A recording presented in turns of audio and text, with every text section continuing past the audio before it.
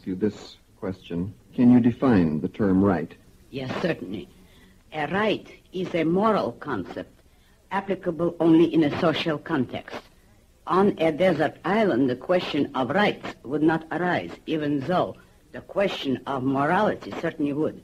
On a desert island, a man would need a moral code, a knowledge of what is right or wrong for him to do, as much as he would need it in society.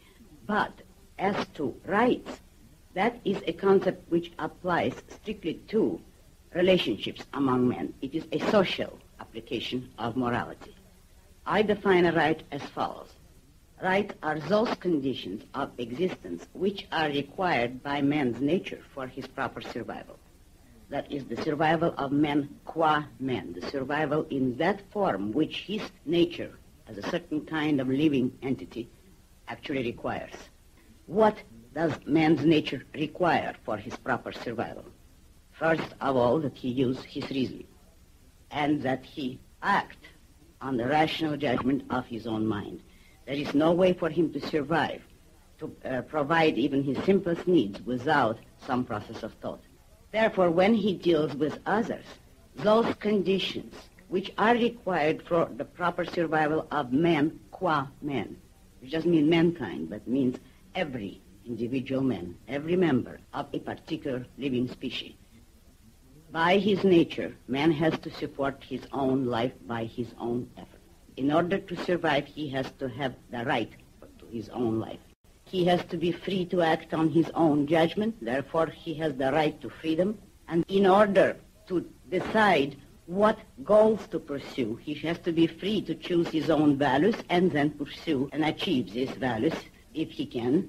That is the right to the pursuit of happiness, which really means a moral right, the right to choose your own values and to work for their achievement.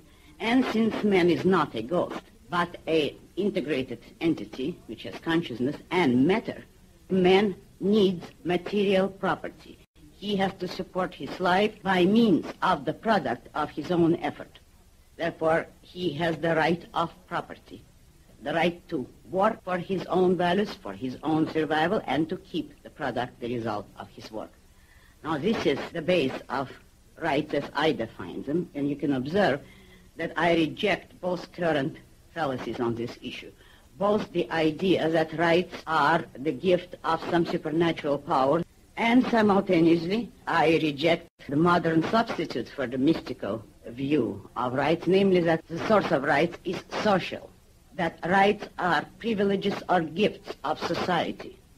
In the second case, not only could one never defend that rights inhere in society, in fact it would be a contradiction in terms. If an individual doesn't possess any rights, there is no way for society to possess them, since society is only a number of other individuals. But more than that, if rights inhere in society, then an individual man exists not by right, but by permission. Since he has no right to life, then society permits him to exist. Therefore, the social source of rights, the theory of the social source, is really total denial of rights, because then man does not act on right, but on permission. Would you say, Ms. Rand, that government has no rights? Government as such, none, because after all, government is an institution. Now, the members of government, the officials, are men, and they cannot have any right different from those of every other individual. All rights necessarily have to be universal, in the sense that if they are derived from the necessity and the facts of human nature, they would pertain equally to all men. There is no other way to make the concept of rights tenable or even intelligible. Rights belong to an individual, and since they're derived from his nature, the same rights belong to all individuals. For instance, a businessman does not have a different right to life than, let's say, an artist. Only the form in which they exercise or implement their right to live is different. So in that same way, a government official does not acquire any new rights when he undertakes a certain job. The government has no rights. But in a proper free society, the government is the agent of the citizen, and it has the delegated right to act for the citizens only in very specific issues.